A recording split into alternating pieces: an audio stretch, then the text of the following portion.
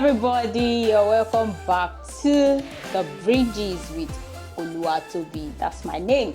And this is Haniel's TV, where we don't only spark ideas, we ignite change. You're welcome back from the previous episode on parent-child relationship. Don't forget that is what we are talking about. Last time we met, I gave an introduction to what a parent-child relationship should be. But today we're going to continue in a discussion along that same line. And what we'll be talking about today is the aspect, we are going to be talking about key aspects of parent-child relationship. Key aspects. What are those things that parent-child relationship entails? The first thing is attachment. Attachment is when the child is really having this kind of connection.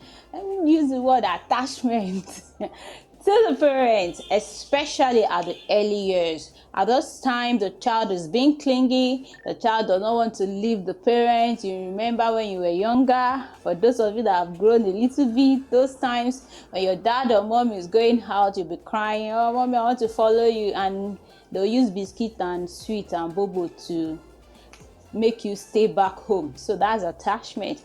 And attachment in the family help the child to feel safe, to feel loved and confident about exploring the world. The child believes that with my parents around me, where I am, I can do anything. When you notice that young babies, children, toddlers, especially when their parents are around, they jump up and down, they do a lot of things. Immediately they lose sight of their parent, whatever it is they are doing, stop, and they want to reconnect with their parent. That is attachment. And the second thing we're going to talk about is nurturance and care. Nurturance and care. Parents are supposed to provide love, physical care, protection, and emotional support, which are essential in the development of a child. Mental well-being especially. Nurturance is how you help your child grow up, the inputs that you give into the child, that your inputs to your child, the care, the attention that you give to the child, so that the child will have a good mental development, will have a good mental state. The child's psyche is not tampered with, is not messed up. Yes, and it's a whole lot of body of rules, instruction, attention, physical activity that is being done, and this helps to build emotional security in relationships. Oh, don't forget, this is the Bridges, and we are on Haniel's TV, where we don't just spark ideas but we ignite change. Do you know what? I would like you to follow this TV, follow us, subscribe to this YouTube channel, and make sure you comment. Let's interact in the comment section. I need to hear your feedback. Okay, the third thing on the aspect of parent-child relationship that we will be talking about is communication. Very, very important. Communication is a two-way thing. The child communicates to the parents to communicate to the child. So the child communicates his needs, aspirations, intentions, things he wants, and the parents also do the same. So when there is effective, open, and respectful communication, please, respectful communication. And when we talk about respectful communication, it's a two-way thing. The parent respects the child also respect the parent. So when they are talking, communication, very, very important, and it helps you to understand each other's needs and feelings. It can be verbal or non-verbal. Then let's go to the fourth aspect: discipline and guidance.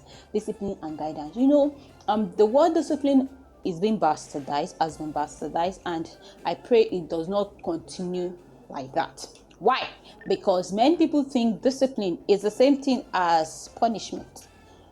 Nevertheless, they are different things. Discipline is just like training. Discipline is like training. You know, when you ask people, what's your discipline? What have you been trained to be? You say, I'm a doctor, I'm a nurse, I'm a teacher. That's discipline. So it's a training.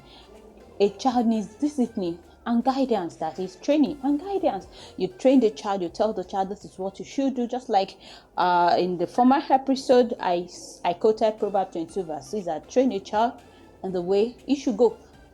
You train the child. That's discipline. Let the child know that you don't do this. This is how to talk. This is how to behave. This is how to walk. This is how to dress. It boils down to the little bit of details that the child needs to know, and you guide the child through doing them. Then emotional support. Emotional support. The parent-child relationship should provide emotional support. The parent should let the child feel secure emotionally with them. You know, they are the first to provide emotional validation and comfort. Parents, should be the first to provide emotional validation and comfort to their children. It's not a bad thing to get hungry. Yes. You should let your child know that you should not get angry. Even the Bible says you can get hungry, but don't let the sun set on your hunger. Don't allow your anger explode to in the negative to cause a lot of damage or harm. Yes, it's from the parents that the child gets to be able to express that. And when the child is doing the wrong thing, the parent will call the child back emotionally. When the child should be able to experience love. You know, there's this saying that when girls are being loved by their dad, and when the dad shows a lot of attention, love to them, they feel secure even in any relationship they find themselves with their future husband especially. So parents are the ones that will help these children to validate their emotion. You know, some children can get jealousy. When we use the word validate, we are not saying to stamp it as being correct. We are saying to help them understand what emotion they have and what it does, the negatives and the positives. Okay, so the last thing we'll talk about is modeling behavior. You as a parent should model good behavior to your child. These children are expert imitators. Whatever you do, they are going to show it to the whole world in broad daylight. They will show it. Whatever secret you have been keeping, that you don't want people to know that you lie, you don't want people to know that you do this and that. I remember I was teaching a set of 10-year-olds, and immediately the boys came out and said, I always tell my daddy not to lie again. Hey. That means daddy has been a liar all this while.